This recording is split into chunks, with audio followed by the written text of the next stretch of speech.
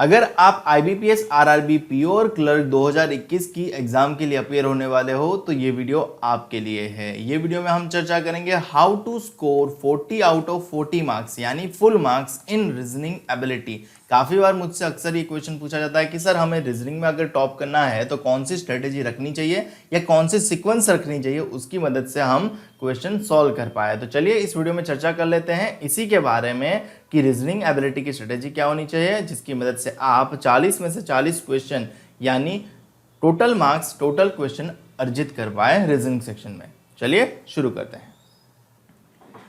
देखो, अगर आपको 40 आउट ऑफ 40 क्वेश्चन करने हैं ना तो सबसे पहले आपको प्रिलिमिनरी एग्जामिनेशन का पैटर्न भी पता होना चाहिए। प्रिलिमिनरी एग्जामिनेशन का पैटर्न में रीजनिंग एबिलिटी जो है वो कितने क्वेश्चन पूछे जा रहे हैं, 40 क्वेश्चन पूछे जा रहे हैं। और क्वांटिटेटिव एप्टीट्यूड के कितने क्वेश्चन पूछे जा रहे हैं, 40 क्वेश्चन पूछे जा रहे हैं। और टोटल क्वेश्चन हो जाएंगे 80 क्वेश्चन और मार्क्स भी 80 हो जाएंगे। और इसके लिए आपको दिया गया है जस्ट 45 मिनट्स। जी हाँ, 1 घंटा भी पूरा नहीं दिया गया। ये 80 क्वेश्चन के लिए आपको सिर्फ और सिर्फ 45 मिनट्स ही दिया गया है। ठीक है। अब कुछ लोगों का रीजनिंग स्ट्रांग होगा, कुछ लोगों का मैथ स्ट्रांग होगा। जिनका रीजनिंग स्ट्रांग होगा वो लोग क्या करेंगे, रीजनिंग में कम टाइम देंगे और रीजनिंग को 20 मिनट डिवोट करेंगे और मैथ्स को 25 मिनट्स देंगे। जिनका मैथ्स सही होगा वो लोग मैथ्स में 20 मिनट्स डिवोट करने की कोशिश करेंगे और रीजनिंग में 25 मिनट्स देने की कोशिश करेंगे। और जिसका मतलब आइडियल है, जिसको न्यूट्रल है, वो लोग यही प्रोसीजर को फॉलो करेंगे क्योंकि वो लोग यही सोचते हैं कि रीजनिंग एबिलिटी से ज़्यादा टाइम मैथ्स कंज्यूम करेगा ही, क्योंकि मैथ्स में कैलकुलेशन होता है और कैलकुलेशन करने में आपको टाइम जाता है। ठीक है। फिलहाल हम चर्चा करने वाले हैं सिर्फ और सिर्फ रीजनिंग एबिलिटी के स्ट्रेटेजी के बारे में। और ये एग्जाम पैटर्न पीओ और क्लर्क एग्जाम RRB की दोनों का है। ठीक है। तो हम दोनों का इक्वल ही बात करेंगे, ऐसा नहीं कि क्लर्क के लिए अलग से और पीओ के लिए अलग से। ठीक है। रीजनिंग एबिलिटी में 40 क्वेश्चन आपको 20 मिनट का समय मिलेगा या तो 25 मिनट्स का समय मिलेगा। देखो, सबसे पहला पॉइंट क्या है पता है, आपको टाइम मैनेजमेंट करना है। टाइम मैनेजमेंट नहीं करोगे तो आपके लिए कोई फायदा कारक नहीं रहेगा। तो आपकी सेल्फ से आपको टाइम मैनेज करना है। आपको 45 मिनट्स ओवरऑल दिए जाएंगे। अगर आपको रीजनिंग सेक्शन पहले मिला तो आप रीजनिंग ही करते जाओगे, मैथ्स को ध्यान नहीं दोगे तो ये 45 मिनट्स खत्म हो जाएंगे। ठीक है। और इनिशियली जब आप प्रैक्टिस करते हो तो आपको 40 क्वेश्चन बनाने में 40 मिनट से ज़्यादा ही समय लगता है। तो आपको प्रैक्टिस कर करके आपको टाइम अपना स्पीड बढ़ाना पड़ेगा। तो दूसरा पॉइंट क्या है, स्पीड बढ़ाना। ठीक है। तो आप जब तक अपनी स्पीड बढ़ाओगे नहीं तब तक आप 40 आउट ऑफ 40 क्वेश्चन अटेम्प्ट नहीं कर पाओगे विद इन 20 और 25 मिनट्स। अगर आप जनरली आइडियली 20 मिनट्स देने का सोच रहे हो, अगर आप 20 मिनट्स दे रहे हो 40 क्वेश्चन के लिए, तो एक क्वेश्चन के लिए कितना टाइम मिलेगा, एक क्वेश्चन के लिए आपको जस्ट 30 सेकंड्स ही मिलेगा। और अगर आप 25 मिनट्स देने का सोच रहे हो 40 क्वेश्चन के लिए रीजनिंग के, तो आपको एक क्वेश्चन कितने सेकंड्स में पड़ेगा, 37 सेकंड्स में आपको एक क्वेश्चन सॉल्व करना पड़ेगा, अराउंड 37 सेकंड। तो आपको सबसे पहले क्या करना पड़ेगा, प्रैक्टिस करोगे तो ही आपकी स्पीड रिड्यूस होगी, और स्पीड रिड्यूस होगी तो ही आप 45 मिनट्स में 80 क्वेश्चन यानी 20 मिनट्स में 40 क्वेश्चन, आइदर 25 मिनट्स में 40 क्वेश्चन बना पाओगे। तो आपको इतनी प्रैक्टिस करनी है कि आपका हर एक क्वेश्चन 30 सेकंड्स या लेस देन 30 सेकंड्स में बनना शुरू हो जाए। अब रीजनिंग के काफी सारे क्वेश्चन ऐसे हैं जो लेस देन 30 सेकंड्स बन जाते हैं और काफी सारे क्वेश्चन ऐसे भी है जो 30 सेकंड से ज्यादा टाइम लेते हैं।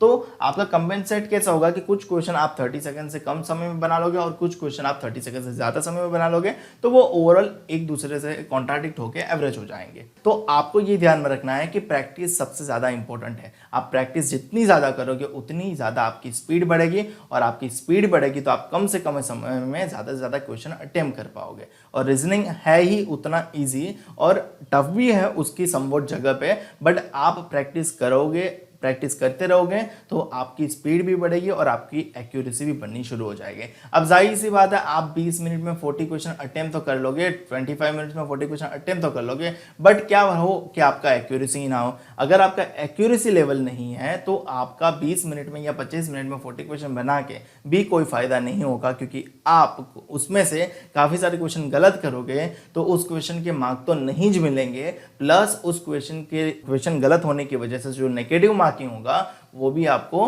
लॉस करना पड़ेगा। तो ध्यान रहे, एग्जाम में एंटर होने से पहले आपको ये डिसाइड कर लेना है कि आप रीजनिंग को कितना टाइम डिवोट करोगे, मैथ्स को कितना टाइम डिवोट करोगे। अगर आप ये टाइम डिवोट करके नहीं जाओगे, माइंडली सेटल होकर नहीं जाओगे कि आपको कौन से सेक्शन को कितना टाइम देना है, तो एग्जाम में आप भूल जाओगे और आपको जो आता होगा वो बनाते रहोगे। तो आपको टाइम मैनेजमेंट देख के जाना है। फिर ऐसा ना हो कि सिर्फ रीजनिंग बनाते रहो और मैथ्स बनाना रह जाए, या फिर सिर्फ मैथ्स बनाते रहो और रीजनिंग बनाना रह जाए। तो सबसे पहली चीज़ आपको करनी है प्रैक्टिस, सबसे ज़्यादा प्रैक्टिस। तो आप जितनी प्रैक्टिस करोगे उतनी ही ज़्यादा आपकी स्पीड इंप्रूव होगी। स्पीड इंप्रूव होगी तो आप कम से कम समय में आप ज़्यादा से ज़्यादा क्वेश्चन अटेम्प्ट कर पाओगे, और ज़्यादा से ज़्यादा क्वेश्चन अटेम्प्ट कर पाओगे, और प्लस आप प्रैक्टिस की वजह से ज़्यादा से ज़्यादा एक्यूरेसी गेन कर। अब बात करते हैं क्वेश्चन के सीक्वेंस की। तो सबसे पहले उसके लिए सिलेबस चाहिए। तो ये है रीजनिंग एबिलिटी का सिलेबस। सिलेबस में अगर आप चैप्टर्स कुछ देखोगे, जैसे कि लॉजिकल रीजनिंग का चैप्टर है, ये सिर्फ मेंस एग्जामिनेशन के लिए। तो अभी के लिए अगर आप इसकी प्रिपरेशन नहीं करते हो तो इसके क्वेश्चन नहीं आने वाले हैं। और रेयरली, मतलब एक दो शिफ्ट में शायद देखा है कि इनपुट आउटपुट पूछा गया हो, बाकी जनरली प्रीलिम में इनपुट आउटपुट भी नहीं होता।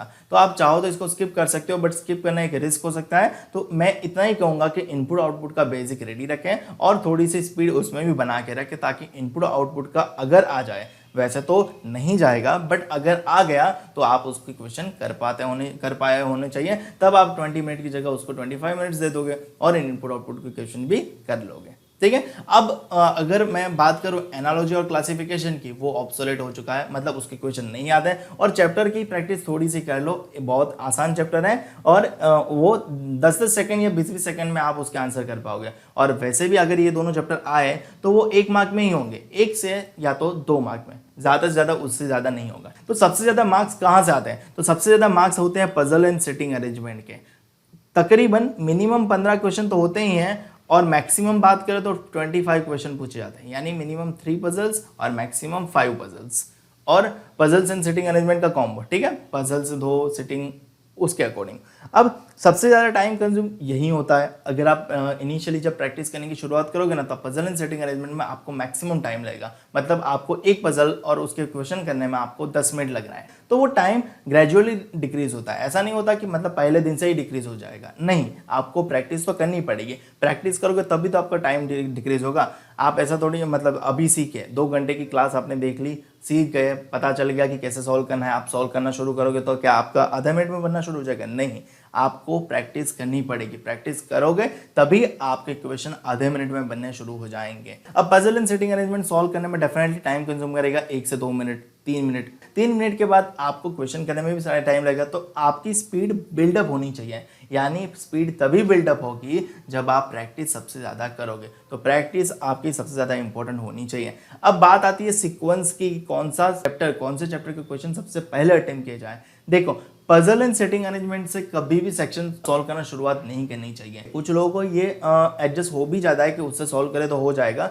बट 90% चांस हो जाते हैं कि पजल एंड सेटिंग अरेंजमेंट में अगर आप कहीं पजल हो गए तो आपका सेक्शन की शुरुआत ही अच्छी नहीं होगी, तो आप डीमोटिवेट हो जाओगे, प्रेशर आने लगेगा कि अब मेरा कैसे होगा, अब मेरा सिलेक्शन कैसे होगा। तो देखो, सबसे पहले अपना कॉन्फिडेंस बिल्डअप करो और आपको जिस सेक्शन में सबसे ज्यादा एफिशिएंट हो वो सेक्शन सबसे पहले सॉल्व करो, पजल और सेटिंग अरेंजमेंट छोड़ के। तो बाकी चैप्टर्स कौन से बच के? कोडिंग डिकोडिंग हो गया, डायरेक्शन सेंस हो गया, ऑर्डर एंड रैंकिंग हो गया, alphanumeric series and test हो गया। देखो, अल्फा न्यूमेरिक सीरीज अगर पीओ के एग्जाम है तो 1 मार्क में ही होता है, बट अगर क्लर्क के एग्जाम है तो 5 से 10 मार्क में देखने को मिलता है। तो क्लर्क के हिसाब से देखें तो ये वेरी इंपॉर्टेंट है, बाकी पीओ में 1 से 2 मार्क का ही होता है। सिलोक्स की बात करें, इनइक्वालिटी की बात करें, तो ये दोनों चैप्टर 5-5 मार्क के चैप्टर हैं और जनरली हर एग्जाम में देखने को मिलते हैं। ब्लड रिलेशन की बात करें तो पिछले साल ब्लड रिलेशन मेजोरिटी सारी शिफ्ट में था, 3 number of question. Data sufficiency की बात करें तो 1 से 2 शिफ्ट में ही था, बट अगर आता है तो 5 नंबर के क्वेश्चन में आता है। और डेटा सफिशिएंसी अल्टीमेटली कुछ नहीं है, ये सारे चैप्टर का ही क्वेश्चन वहां पे होते हैं। तो सबसे पहले आपको करना क्या है, आप अगर 20 मिनट्स डिवोट कर रहे हो, अगर आप 20 मिनट्स देने की सोच रहे हो, तो 20 मिनट्स के जो सेक्शन होते हैं उसमें सबसे पहले 5 मिनट्स जो है ना, उसमें आप खुद का कॉन्फिडेंस बिल्डअप करो। यानी 5 मिनट्स में 10 क्वेश्चन ऐसे करो, 10 क्वेश्चन ऐसे करो जो मिसलेनियस से हो। मिसलेनियस चैप्टर यानी कोडिंग डिकोडिंग हो गया, डायरेक्शन सेंस हो गया, ऑर्डर रैंकिंग। देखो, कोडिंग डिकोडिंग आसान है, आप अगर प्रैक्टिस करोगे तो जल्दी बनना शुरू हो जाएगा। आप 20 सेकंड्स में उसके क्वेश्चन सॉल्व करना शुरू कर देते हो। Alphanumeric series and test है, वो भी 20-20 सेकंड्स में आप सॉल्व करना शुरू कर देते हो। डायरेक्शन सीरीज के लिए पहले डायरेक्शंस बिल्डअप करना पड़ता है, तो उसके लिए आधा सेकंड्स हर एक क्वेश्चन के लिए लगेगा। ऑर्डर एंड रैंकिंग के लिए आप 20-20 सेकंड्स में सॉल्व कर सकते हो। तो पहले ये सारे चैप्टर्स सॉल्व कर लो, या तो अगर आपका सिलोक्स और इनइक्वालिटी अच्छा है तो पहले ये सॉल्व करना शुरू कर दो। तो सिलोक्स और इनइक्वालिटी करने के बाद आप मूव ऑन करोगे पजल एंड सेटिंग अरेंजमेंट। तो सबसे पहले 5 मिनट अपने कॉन्फिडेंस बिल्डअप के लिए लगाओ, ताकि अपना एक स्टार्टआप अच्छा हो। देखो स्टार्टअप अच्छा होगा ना अगर सेक्शन का, तो आपको कॉन्फिडेंस कोई अलग ही लेवल हो जाएगा और आप डेफिनेटली 40 आउट ऑफ 40 और ओवरऑल 80 आउट ऑफ 80 भी अटेम्प्ट करने की कैपेबिलिटीज रखते हो। बट स्टार्ट मेन है। Start puzzle and setting arrangement करोगे तो भी दिक्कत तो नहीं है, परंतु एक ही गुंजाइश है कि अगर गलती हो गई, गलती से भी गलती हो गई,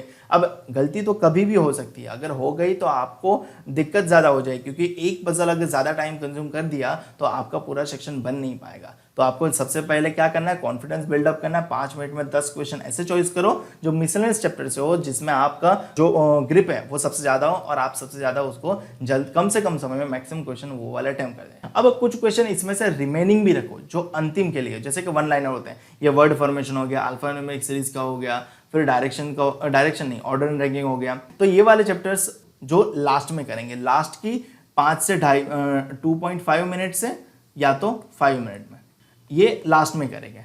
सबसे पहले मिडल में आ जाते हैं। अब मिडल में ये 5 मिनट आप 10 क्वेश्चन करोगे, आपका कॉन्फिडेंस बिल्डअप हो जाएगा। अब 10 मिनट से लेके 12 मिनट्स देना है, या तो 10 मिनट दो या तो 12 मिनट दो। कौन से सेक्शन को, पजल एंड सेटिंग अरेंजमेंट को। जाहिर है 15 क्वेश्चन है तो आपको डेफिनेटली उसको 7.5 मिनट में ही कंप्लीट करना है, और होगा, आप प्रैक्टिस करोगे तो ये मुमकिन होगा। सभी का होता है, काफी बच्चे ऐसा होते हैं जो सिर्फ और सिर्फ 15 से 18 मिनट में ही पूरा सेक्शन कंप्लीट कर देते हैं। 15 से 18 मिनट में, जी हाँ आप सही सुने हो, रीजनिंग सेक्शन को 15 से 18 मिनट में ही काफ़ी बच्चे ख़त्म कर देते हैं। तो वो लोग उतनी प्रैक्टिस कर सकते हैं, तो आप क्यों नहीं, आपको भी प्रैक्टिस करनी चाहिए और आप भी प्रैक्टिस करोगे और मैक्सिमम 20 मिनट्स में आप ये सेक्शन सॉल्व करने की कैपेबिलिटीज रखोगे। तो बीच में के 10 से 12 मिनट में आपको क्या करना है, 15 क्वेश्चन सॉल्व करने, या तो ये 25 क्वेश्चन के लिए 12.5 मिनट आपको लगने चाहिए। तो ये पजल एंड सेटिंग अरेंजमेंट आप मिडल पोर्शन में करोगे, puzzle arrangement and setting arrangement, और उसके बाद रिमेनिंग क्वेश्चन करोगे रिमेनिंग। और ये सब चक्कर में आपको एक चीज तो ध्यान में रखनी है कि आपको टाइम मैनेजमेंट करना है, स्पीड रखनी है, और सबसे वेरी इंपॉर्टेंट एक्यूरेसी भी मेंटेन रखनी है। अगर आप एक्यूरेट नहीं होंगे, आपके क्वेश्चन रॉन्ग हो रहे हैं, अल्टीमेटली आपको नेगेटिव मार्किंग होगा और आप टॉप स्कोर नहीं कर पाओगे। तो अल्टीमेटली आपको मैंने सीक्वेंस भी बता दिया, फिर कौन से टॉपिक पहले अटेम्प्ट करने चाहिए, कौन से टॉपिक बाद में अटेम्प्ट करने चाहिए, कौन से टॉपिक मिडल में अटेम्प्ट करने चाहिए, कौन से टॉपिक एंड में अटेम्प्ट करने चाहिए, वो भी बता दिया। तो अल्टीमेटली ये है स्ट्रेटेजी रीजनिंग एबिलिटी की, जिसकी मदद से आप 40 क्वेश्चन अटेम्प्ट कर सकते हो विद इन 20 मिनट और 25 minutes. It's up to you. आगे बढ़ते हैं और जान लेते हैं। मैं आपको बता देता हूं कि मैं प्रोवाइड करता हूं करंट अफेयर नोट्स। हर महीने का करंट अफेयर्स कितना सारा रैंडम और जंबल्ड होता है, तो मैं इसी करंट अफेयर्स को एक ऑर्गेनाइज फॉर्मेट में, यानी इस वाली फॉर्मेट में रेडी करता हूं और आपको प्रोवाइड करता हूं। करंट अफेयर नोट्स इतना इफेक्टिव है कि जिन्होंने यूज किया है उनका फीडबैक भी आप पढ़ सकते हो। Selected in PNB bank PO today sir, thank you, आपका मटेरियल बहुत काम आया पूरी प्रिपरेशन में। I have been allotted Punjab and Sindh Bank, thanks a lot for your GA. A very great thanks for providing the notes sir, really amazing PDF sir, your trick, your notes, everything is fabulous, thanks for giving. I have received 27.25 marks in GS, thank you for your help. आपके notes बहुत काम आए, और काफ़ी सारे reviews आप पढ़ सकते हो और पढ़ के आप पता लगा सकते हो, अंदाज़ा लगा सकते हो, डिसीजन ले सकते हो कि आपको ये नोट्स चाहिए कि नहीं चाहिए। अगर आपको ये करंट अफेयर नोट्स चाहिए तो ये करंट अफेयर नोट्स की प्राइस है ₹49, ये 1 महीने की प्राइस है। लिंक आपको डिस्क्रिप्शन में मिल जाएगा, लिंक पे जाके आप करंट अफेयर परचेस कर सकते हो, और कॉम्बो ऑफर भी चल रहे हैं, उसका भी लाभ उठा सकते हो। और अगर आपको इस करंट अफेयर नोट्स पे आपको डिस्काउंट चाहिए, तो डिस्काउंट के लिए आपको हमारे इंस्टाग्राम पेज को मस्ट फॉलो करना रहेगा, टेलीग्राम चैनल को मस्ट ज्वाइन करना रहेगा, और यूट्यूब चैनल को भी सब्सक्राइब करना रहेगा। जैसे ही आप टेलीग्राम चैनल को ज्वाइन कर लो, ध्यान रहे टेलीग्राम चैनल मस्ट ज्वाइन करना है। टेलीग्राम चैनल ज्वाइन किए बिना आपको ये करंट अफेयर्स पे डिस्काउंट नहीं मिलेगा। जैसे ही आप टेलीग्राम चैनल ज्वाइन कर लोगे, आपको एडमिन को मैसेज कर देना है। जैसे ही आप टेलीग्राम चैनल ज्वाइन कर लोगे, आपको ये करंट अफेयर 49 की जगह ₹35 में पड़ जाएगा 1 महीने का। यानी आपको 1 महीने का करंट अफेयर परचेस करना है तो ₹35 का हो जाएगा, अगर आप टेलीग्राम चैनल ज्वाइन करते हो तो। और अगर आपको एक से ज़्यादा मंथ का खरीदना है तो उसके अकॉर्डिंग इसके मल्टीप्लिकेशन में पेमेंट कर देना है, अगर आप टेलीग्राम मेंबर हो तो। और टेलीग्राम मेंबर नहीं हो तो लिंक आपको डिस्क्रिप्शन में मिल जाएगी, वहां से आप परचेस कर सकते हो। ठीक है, आपको टेलीग्राम चैनल पर जाके एडमिन को मैसेज कर देना है, और अगर मैसेज करने से पहले आप पेमेंट कर दो ज़्यादा अच्छा रहेगा। पेमेंट करने की यूपीआई आईडी है pateljigar161@OKICICI। अगर आपको डिस्काउंटेड प्राइस पे पेमेंट करना है तो आपको यूपीआई पेमेंट करना रहेगा PATELJIGAR161@OKICICI। इस पर डिस्काउंट मतलब पेमेंट करने के बाद आपको टेलीग्राम चैनल के मोड को एडमिन को बताना रहेगा कि मैंने पेमेंट कर दिया है, आप ये स्क्रीनशॉट देख लो। जैसे ही टेलीग्राम चैनल के मोड को पता चल जाएगा कि आपने पेमेंट कर दिया है, रियलाइज हो जाएगा, आपको पीडीएफ प्रोवाइड कर दी जाएगी, और आपके जनरल अवेयरनेस के सेक्शन में ये सारे नोट्स आपको काफ़ी हेल्पफुल रहने वाले हैं, आप रिव्यू पढ़ ही सकते हो। फिलहाल इस वीडियो में इतना ही। वीडियो अच्छा लगे तो लाइक करो, शेयर करो अपने दोस्तों के साथ, ताकि उनको भी बेनिफिट मिले और उनको भी इंपॉर्टेंट टॉपिक्स का पता चले, ताकि वो लोग भी अपनी प्रिपरेशन राइट डायरेक्शन में कर सके। ठीक है, और चैनल को अभी तक सब्सक्राइब नहीं किया तो चैनल को सब्सक्राइब कर लो, साथ में बेल आइकन भी प्रेस कर दो, ताकि जब भी मैं आपके लिए नया वीडियो अपलोड करूँ आपको उसका नोटिफिकेशन सीधा मिल जाए।